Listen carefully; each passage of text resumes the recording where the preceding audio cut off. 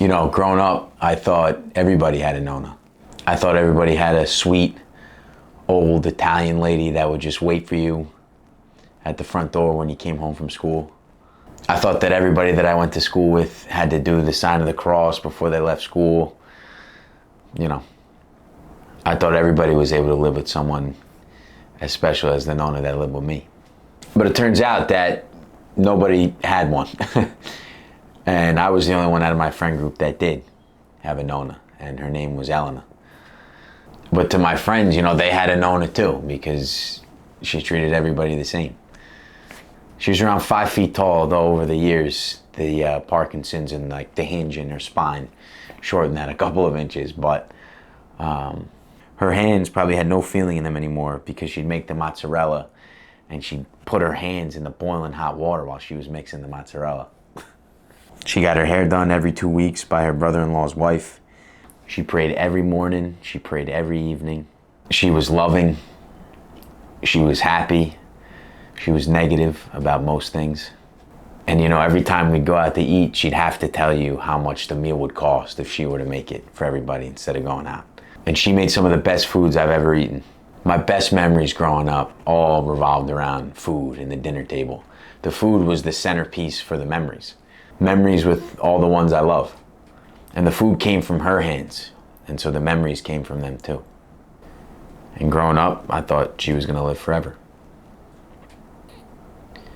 When she died, a part of my soul went with her. That died too. For a long period of time, I'd stopped giving a shit about food. I didn't really care. The thought of putting a pot of sauce together on a Sunday and making pasta just made me want to break down, made me want to cry all the time. I was just eating chicken and rice, because who gives a fuck, honestly. And you know, I'd go visit her at the cemetery and I'd feel nothing. I couldn't connect. I couldn't feel her presence there. She just wasn't there for me. She was in the food. She was in the pots, she was in the pans, the tomatoes, the breadcrumbs, she was in the basil, the silverware. That's where she was there for me. When I would cook with her stuff and think about all those moments, that's where I felt connected and alive, and just, it was like cathartic, emotional for me. Because at the end of the day, food is family, food is memories, food is grieving. To me, food is everything. This is Nicky's Cooking with Nonna. She's in the food. I got chills.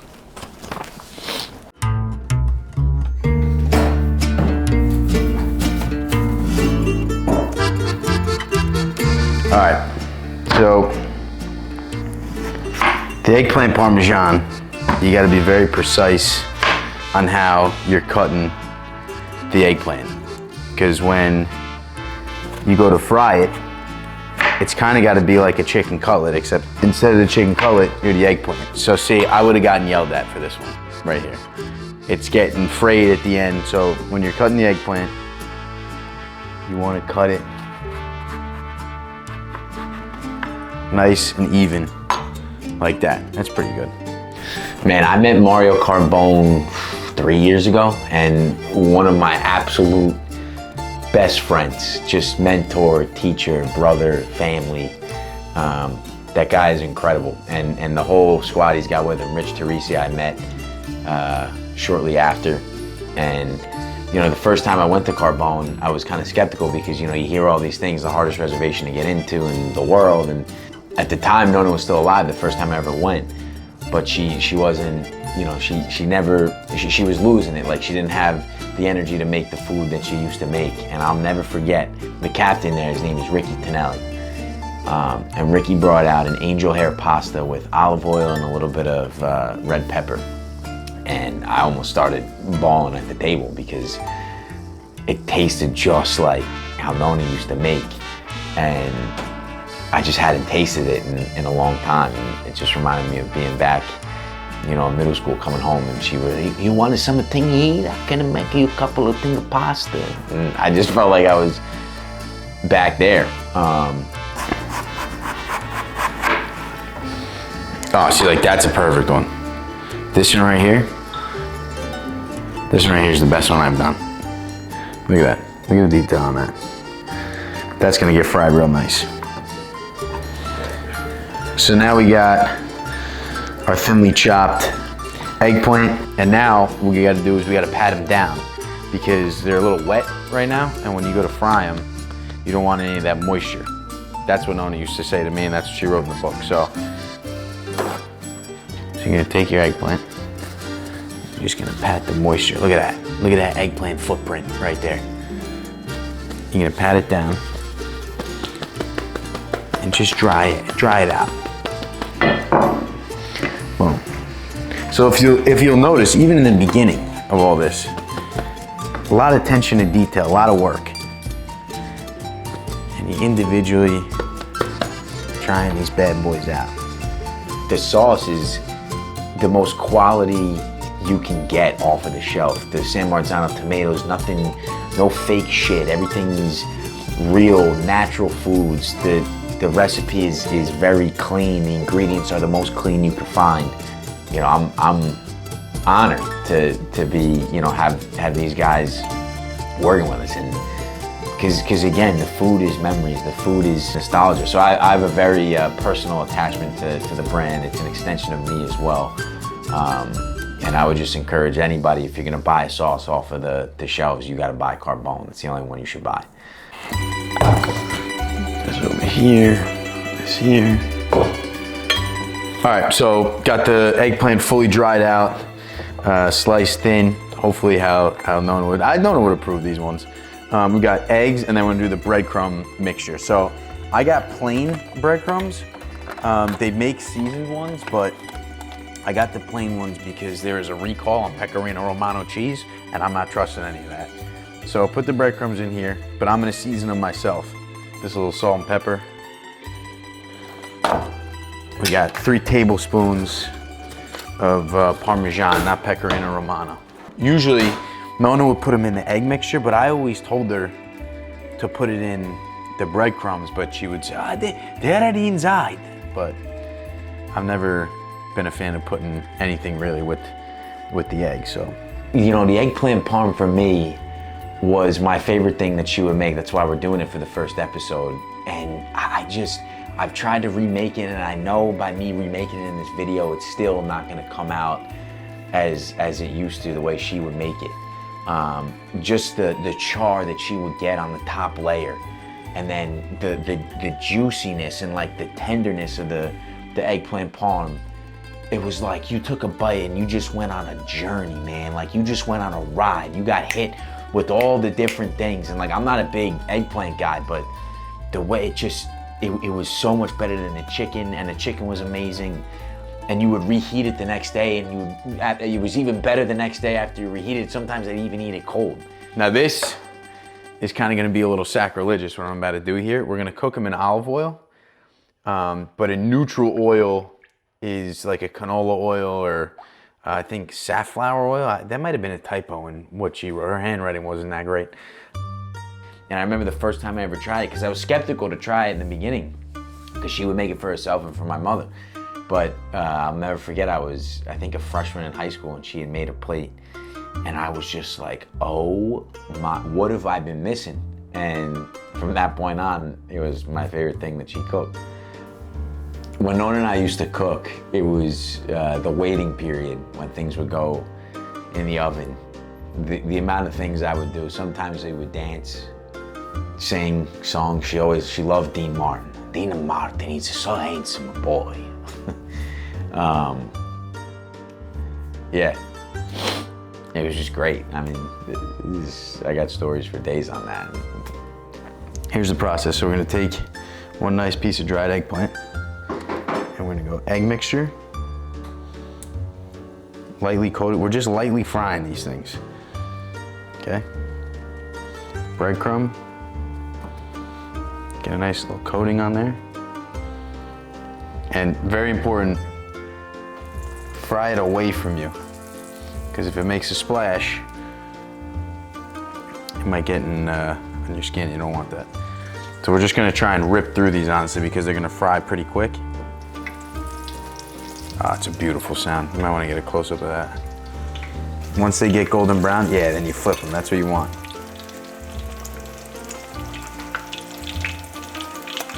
Just get a nice golden brown on the side.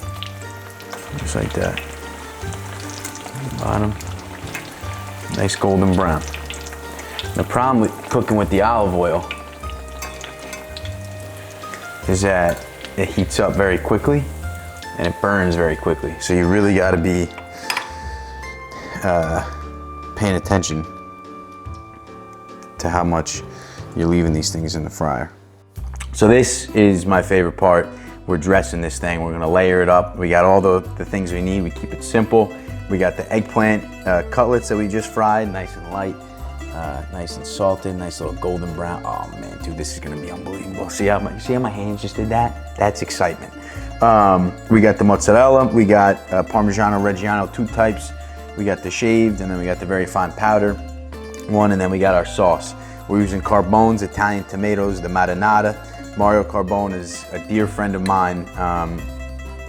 This guy, this is the best sauce you could buy on the shelf. My family used to do the tomato process. We'll probably do it again this year, where we take San Marzano tomatoes and we get the basil and the garlic and oil and we make our own jarred sauce. This is the exact same thing. You cannot find a better sauce in the supermarket, and Mario's a dear friend of mine. And so I'm hyped to use the sauce. I use it on the regular. So I'm excited to incorporate this. And here we go. So I'm gonna do a 3-layer. We got 12 pieces, so I'm gonna put 4 on the bottom, okay? Perfect, so I'm gonna dress it here with a little bit of sauce. Get it nice and coated at the bottom like this. Kind of spread it along the bottom, and then we start putting the mozzarella on top, and then we kind of splash a little bit more sauce, but not as much as the first layer. Throw some salt and pepper over there, a little bit of the drizzle. Oh, you know, I'm stupid. I'm really stupid, because we did do 12. We needed to do 16. That's all right. We're gonna have 2-layer and 1-layer eggplant parm. And you know what? That's the beauty of the show, is I'm not good at math, and that really shows. And now the half of it's gonna be 1 layer and the other half's gonna be 2 layers. All right. And then I'm gonna sprinkle the Reggiano over the top. And then we fire this bad boy in. Fire it in 30 minutes. Close it. And then we broil it for 10 minutes after the 30. Now we clean up.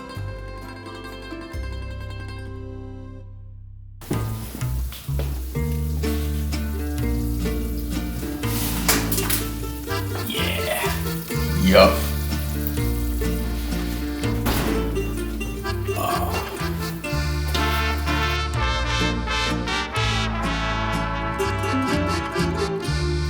I would try it.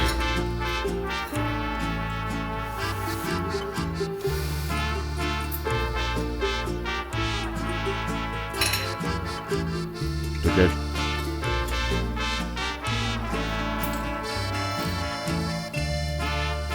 Yeah. Yeah, that's it. Nice. Got some char on the outside. Yeah. That'll bring it back. We're 1 for 1 so far. We'll see you in the next episode. Come on. Ooh. Yeah, it's just like falling apart. That's when you know.